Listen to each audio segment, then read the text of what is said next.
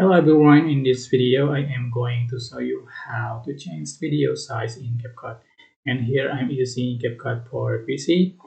Just simple, you can change your video size after you finish editing a video, and you can click the export button on the top right corner, and then you can change the resolution and then frame rate. You can see from 480 pixel until 4K, and you can see from 24 fps until 60 fps for frame rate. So after we change the resolution and we change the frame rate, can be change the size estimate.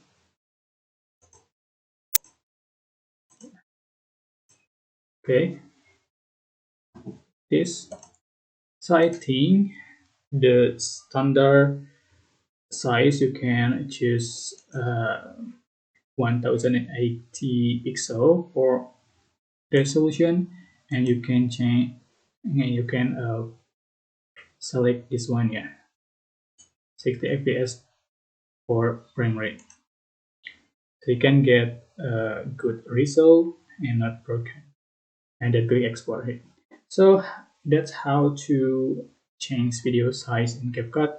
Don't forget to click like, comment, share, and also subscribe, and you can click thanks button for appreciate and share. Thanks. Bye bye.